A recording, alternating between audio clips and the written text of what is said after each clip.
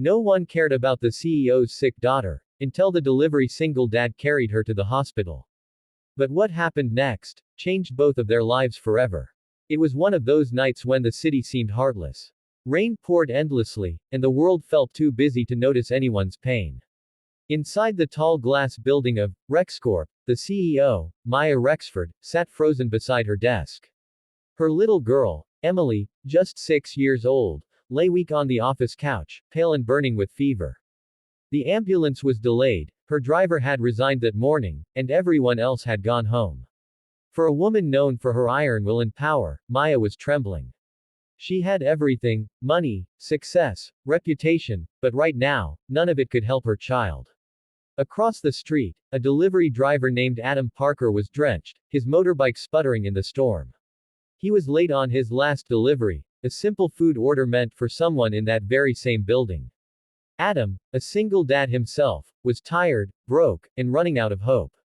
His daughter, Lily, waited for him at home, sketching pictures under candlelight because the power had been cut again. Life hadn't been kind since his wife passed away, but Adam never let go of one rule: help when you can, no matter who it is. When he reached the building, the lobby guard told him, "Sorry, man, no one's here except the CEO on the top floor. She's having some kind of emergency."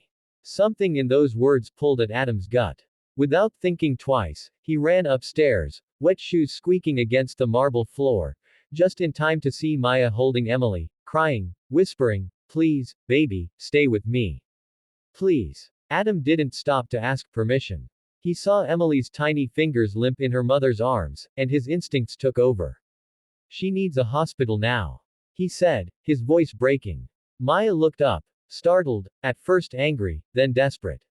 "My car's blocked in the basement," she said, panicked. "I've got a bike," Adam said.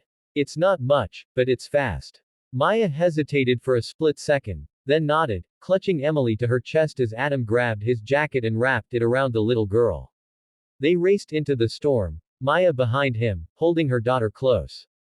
The roads were slippery, the wind cruel, but Adam didn't care. Every red light blurred, every horn vanished.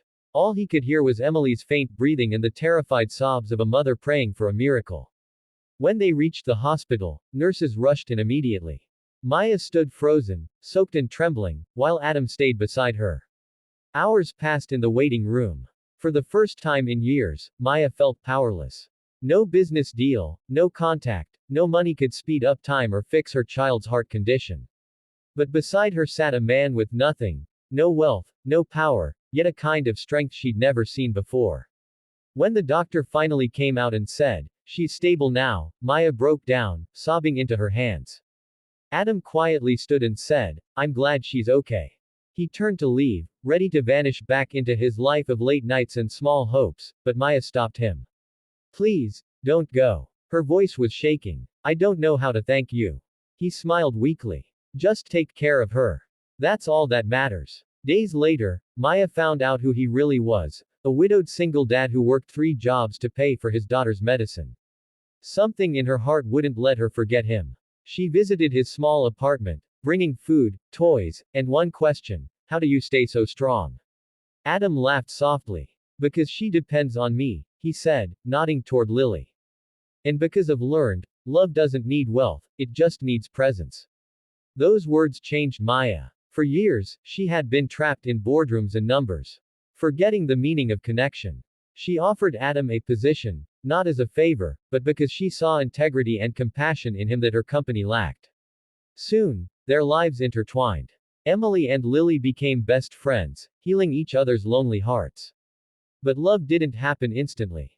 It grew quietly, in the way Maya waited for Adam after his shifts, in the way he checked on her daughter's health before his own rest, in the way both single parents began to see that maybe, life had brought them together for a reason.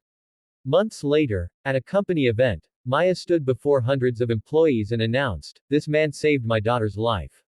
But more than that, he reminded me what leadership truly means: humanity." She turned to Adam, who was standing shyly in the back, and said, "He didn't just deliver food that night.